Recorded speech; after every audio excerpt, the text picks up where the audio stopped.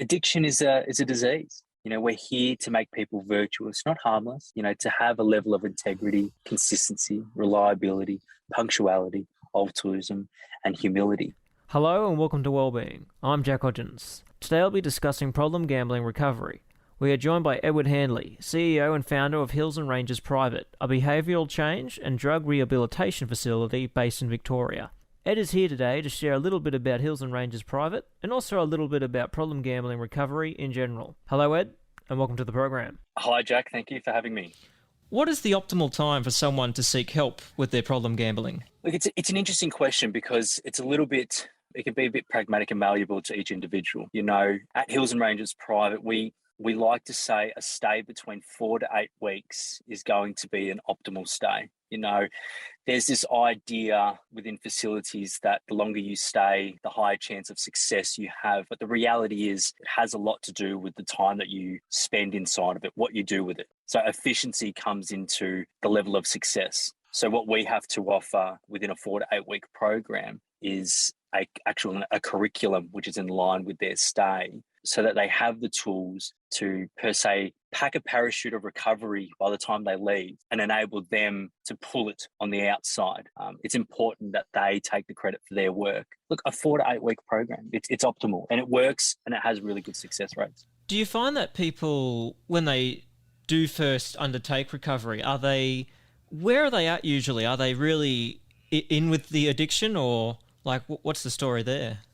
Yeah, again, it's a good question. What we try to look for at HARP is a level of willingness, because I think people can present to wanting to receive help, but whether they're ready for it is going to be a whole nother question.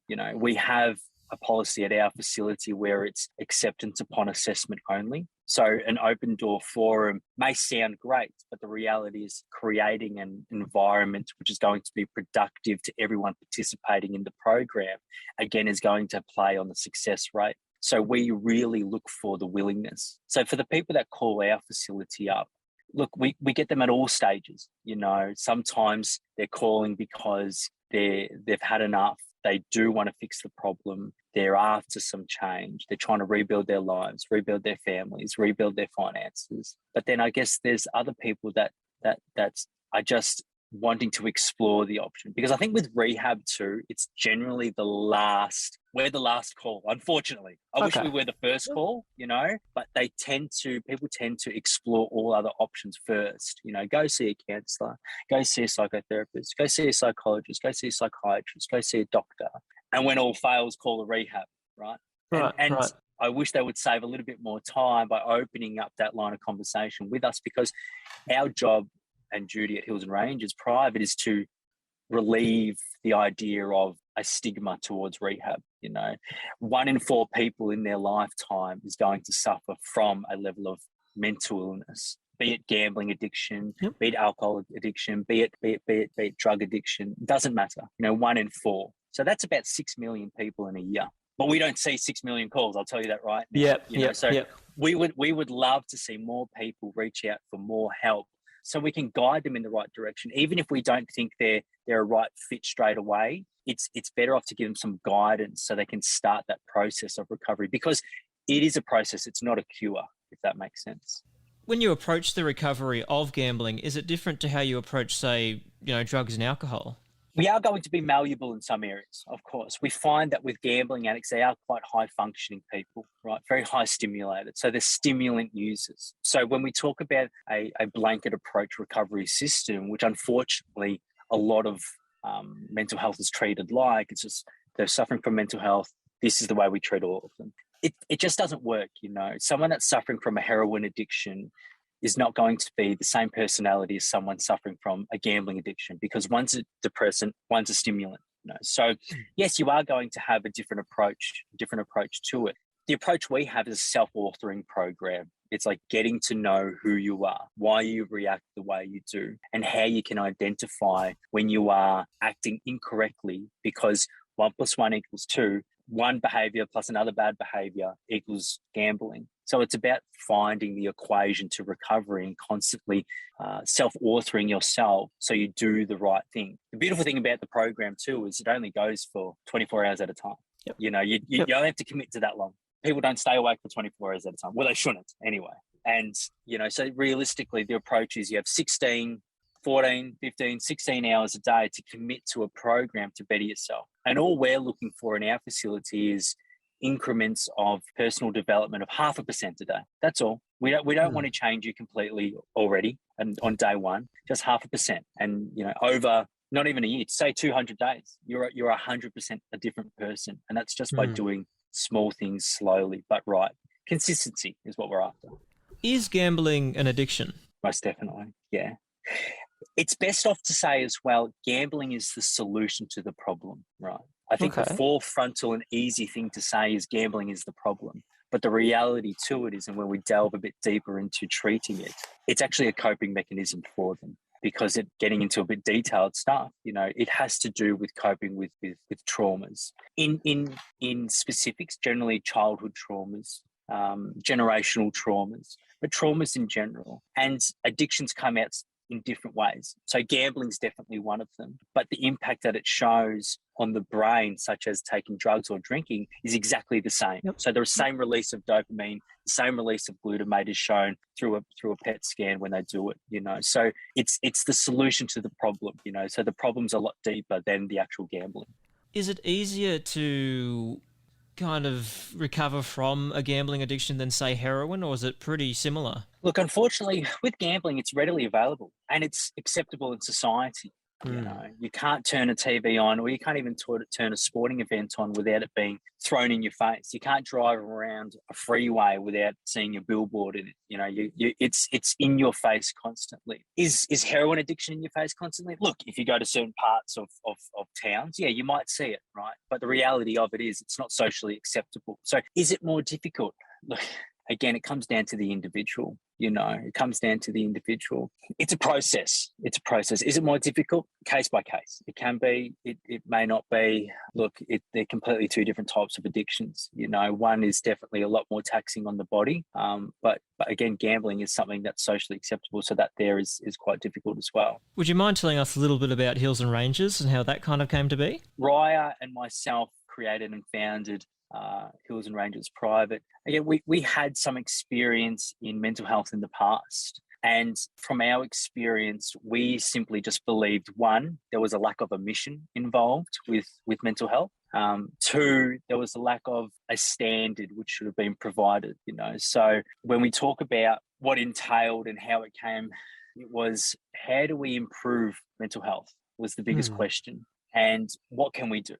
And how can we be leaders in the industry and per se not followers? Not trying to be better than, but just trying to be innovative, right? Yep. I think that's quite important, So we put our heads together. I had a friend who was in law that was in recovery as well. And the question just came to be, how does one begin this process? And then one thing led to another. We opened our first facility up in Olinda, which originally only started with 3 beds, so quite small, right? We weren't here to conquer the world. We're here to make sure that we started small and then grew from that, but keeping in mind our mission, which is to actually rehabilitate people in our facility. We started adding in comforts. We started making sure that our USP, our unique selling point, was the whole holistic package, as well as having the clinical practitioners available to you. Within the first year, we expanded by 100%. And right now, we've just expanded into Sassafras too, which is, again, another level and another standard of what Hills and Ranges Private has to offer. It's a very beautiful manor that we've acquired up in Sassafras. And yeah, I can't wait to get people through it. What first interested you in the mental health kind of area? Good question. Look, I as a early 20s, I suffered from mental health, right? I suffered from poor mental health. I lost my father in my early 20s, which saw me drink too much and perhaps have the wrong people around supporting me. It was only by I guess, a good support network around me that I was able to find the right help that I was given. I then experienced getting help elsewhere, and I noticed that lack of care. That's where I got the passion from. It was like, we can only keep what we have by giving it away. My life is very different now. I tend to try and have this altruistic level within me, just the ability to constantly improve this world. the big question is, what's the point of life? Like it's a really big question. It's like, what is the point of life? We wake up, we do what we have to do, we go to bed, and then we repeat, we eat, and then we repeat, and then we repeat. And if we break that question down, it's like perhaps our goal is maybe to start the day at a certain point, but definitely finish it in a better point, So by the time we're on that deathbed, we have that opportunity to let go, to not hold on to life, but to know that we've actually improved the things around us. Because we can only actually change this world one person at a time. And a really good psychologist once only told me that one only person is ourselves. And I guess that's really played on me. You're listening to Wellbeing, where we are discussing problem gambling recovery. My guest today is Edward Handley, CEO of Hills and Ranges Private, a behavioural change and drug rehabilitation facility in Victoria. We spoke a little bit about Hills and Ranges there, but what are some of the other places that are in the industry or other programs? Look, there's a number. And depending what type of level of care that you need, look, there's a beautiful place up in Queensland called the Banyans, which is quite similar to us. We down in Victoria, there's a facility called Melbourne Private, which is quite effective as well. That's more clinical, and some people need that to begin with. So these are the options that we give. There are definitely a number of options available to getting people the right mental health. My advice to people that are seeking mental health, either for themselves, for a loved one, or even for a client, is just to ask the right questions and to ask again and to ask again, because the foundation you set your recovery up in is crucial. It's so crucial. I believe a facility can either set you up for success, and unfortunately, sometimes they can set you up for failure. So it's really about asking the questions time and time again. And it sounds like in a lot of ways that for when it comes to facilities for addictions, that it's very much about the individual, not about a one-size-fits-all kind of approach. Correct, yeah. A blanket approach recovery system's quite old school. It come from the 70s. This whole idea that an addict is an addict, they all should be treated the same. No, definitely not. There's a whole lot of different factors that go into the reasons why people drink too much, why people gamble, why people take drugs. And having the same blanket approach recovery system to get everyone better is just not it's just not ideal. It's just not ideal. So personalising their approach is definitely the way forward, most definitely. How prevalent still is that one-size-fits-all approach, do you think, in the industry? It's very prevalent, unfortunately, and it comes down to a number of things, like a number of factors of lack of funds, especially in the public sector. So the time and resources aren't being spent wisely enough. That doesn't say that they're not trying to do their best. It's just unforeseen circumstances. Again, 6 million people a year need our services. We don't have that number of people to help those types of people. Does group therapy sessions become overcrowded? Yeah, they do, unfortunately. At a facility like ours, do they? No. Look, we cap ourselves at low numbers, and we have that in mind, knowing the fact that success is our goal. So, yes, it is prevalent. Should it be changed? Look, over time. Yeah, over time, definitely. Is it hard for someone to ask for help? Yeah, I think so. It takes a lot of courage. It takes a hell of a lot of courage to ask for help. And generally we hear about this whole rock bottom situation is when people ask for help, but I guess also families play a big role in it, for loved ones that are listening to this and they have a partner which is suffering from addiction, you have a lot of the power too. Because unfortunately, subconsciously, our loved ones can enable the behaviour, postpone the inevitable per se. And it's really about, I'm not going to say tough love, but it's about healthy boundaries.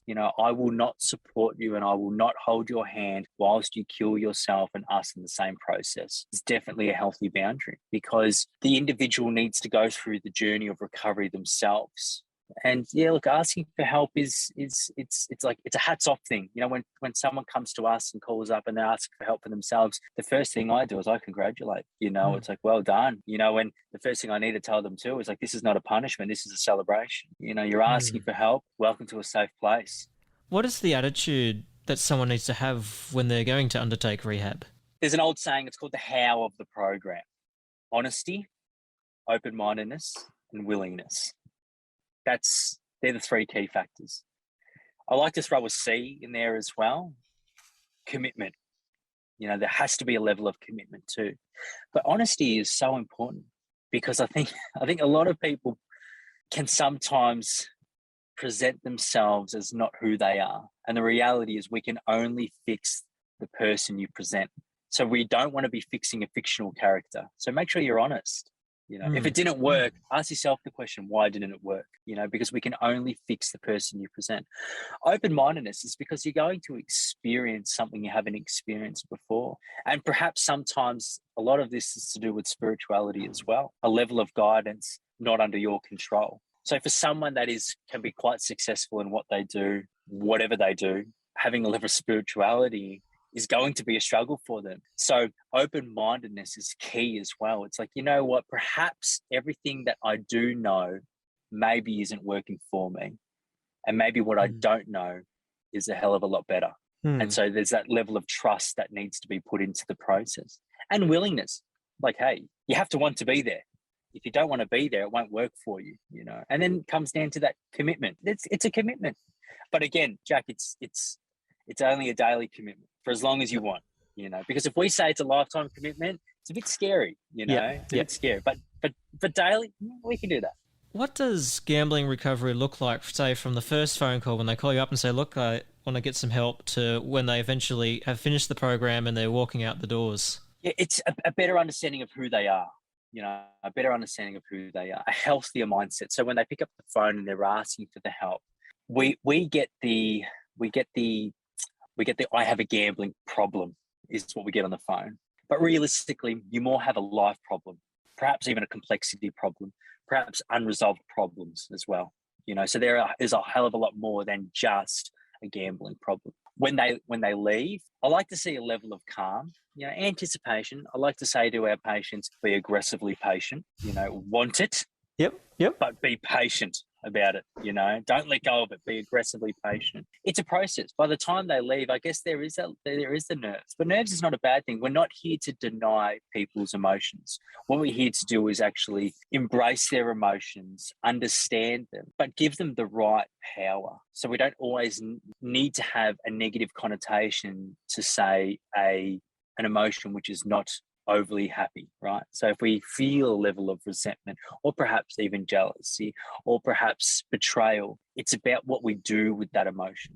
We have the choice of either giving it its negative connotation that it might have, or we can actually perhaps not, and just accept it for what it is, and what can we do moving forward. It's a process, when they leave, when I say when they leave, it's really just the beginning.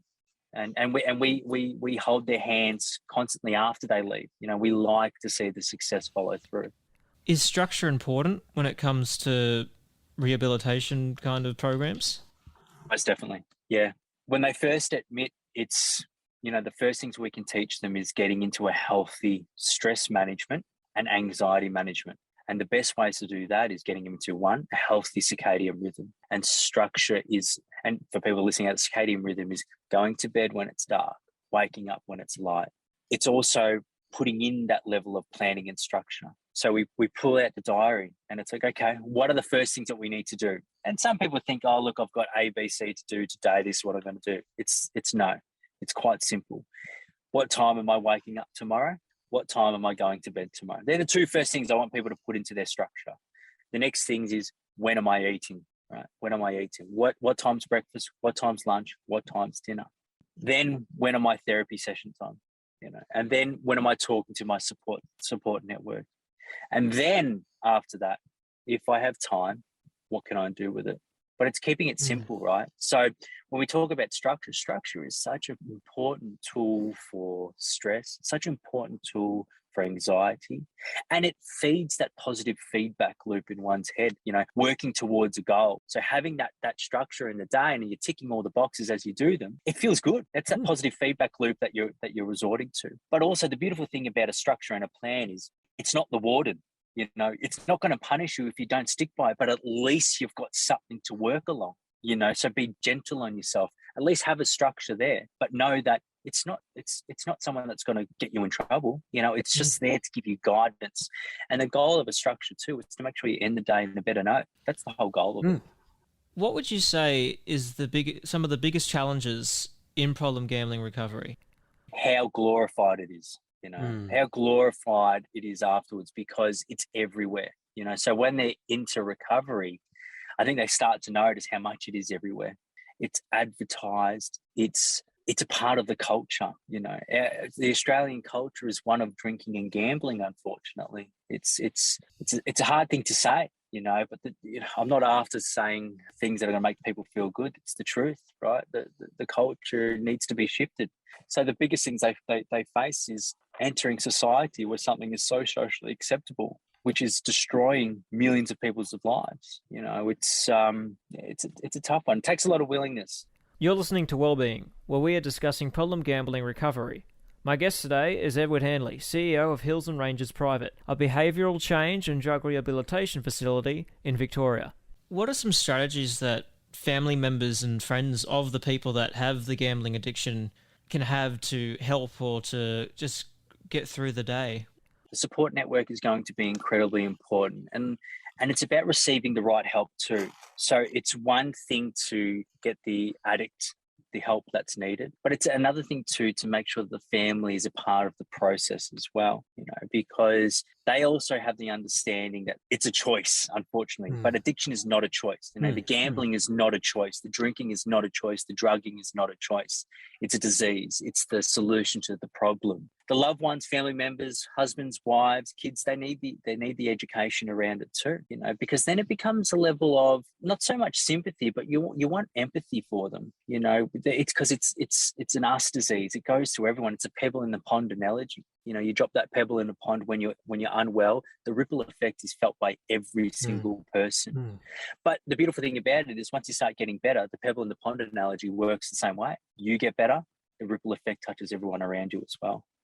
Is problem gambling ever really cured, or is it something that needs to have strategies ongoing? Yeah, no such thing as a cure. We're not after cures. What we're after is a commitment to a process. It's a commitment to a process because we're trying to redevelop the person, right? And that takes, again, a level of commitment. In early recovery, it's like being on a roller coaster. There's lots of highs, there's lots of lows. It's quite fast, it's quite emotional. But over time, the commitment to recovery, it plateaus out, it plateaus out. So things that might have bothered you on day one don't necessarily bother you on day 200, So it's a process. It's a process. But also, again, when we talk about a cure, we can only keep what we have by giving it away. I love for people that do get better to continue to help other people to get better. That's that whole part of the process as well. That's working towards a cure. When we talk about cures, it's very medical because medication is there to treat symptoms. What we're here to do is treat problems. So it's something that you need to be mindful of. Like we take the psychology path, the psychoanalysis path, to the talking path, the path that treats the problem. We don't want to add layers. We don't want to add layers to the onion unnecessarily. We want to make sure we start doing the opposite. So a cure, it's an interesting word. I get it quite often, what's the cure like? It's a process. Are there enough services, do you think, for the youth that may be having problems with gambling? Yes and no. There's options, right? There's options. The reality with youth too is with youth, there's still a level of finding out who you are. So having a realistic expectation of what does recovery look like for youth with addictive behaviours it's going to be very, very different to, say, someone in their 30s or 40s receiving help, because there's a level of maturing, a level of growing up, a level of self-exploration that needs to happen still. So that there would just be a process as well. So a level of nurturing, caring, education. It comes down to the question, like, how much of who we are is nature? How much of who we are is nurture? It's a really good question. Perhaps nature needs nurture. I don't know exactly what the answer is, but it's definitely got a level of a healthy balance between both. And I think with youth, you need to have that approach too. There has to be a level of nature involved, of the growing up aspect, but there has to be a level of nurture with professionals able to guide them, with not an expectation of great success at the beginning, because we need to start thinking long term, not fleeting. So fleeting behaviours is short term. What we need to do is think long term. Someone suffering from an addictive behaviour in their youth can have a goal of what can my life look like in my 30s and 40s if I do the right thing. That's long-term thinking, and that's the thinking we need to have more of. Why should someone put in the hard work to get help with their gambling addiction? Because it changes lives. When we talk about what does recovery do to people, it changes generations. Stopping the generational trauma. Again, it's a coping mechanism, right? It's a coping mechanism, and it's a defensive self-learned behavior. And sometimes it's a behavior learned from parents, right? Dysfunctional parents create dysfunctional kids. It's a saying we say, and it's no mystery. So the ability for someone to get better, to break the cycle of addiction, it's generational. That actual power that you have once you break that cycle, passed down to your kids and their kids, it goes a lot further than So it's huge. It's huge. Rebuilding families, rebuilding friendships, rebuilding jobs, rebuilding hope. When someone is asking for help, they're very much in a state of despair. And if the opposite of despair is hope, and that's what we need to do. We start with a little bit of hope, and we can build anything on it. What would be the take home from this interview you'd want people to remember the most? Addiction is a disease, and it's a coping mechanism for them, right? They're suffering from something more internal. They need help, and they need the stigma to be lifted, right? They need the stigma to be lifted. And I think they're the most powerful people in the world, people that have stared hell in the face and gotten better. That makes them virtuous. We're here to make people virtuous, not harmless, but virtuous, to have a level of integrity, consistency, reliability, punctuality, altruism, and humility, and that all can be found with us, So yeah, it's a good process. People asking for help, it's a blessing. Well, it was a pleasure talking with you, Ed. Thank you so much for taking the time. Thanks, Jack. Appreciate it. My guest today was Edward Handley, CEO of Hills and Ranges Private, a behavioural change and drug rehabilitation facility based in Victoria. Thank you for listening. I'm Jack Hodgins, and all of us at Wellbeing wish you well.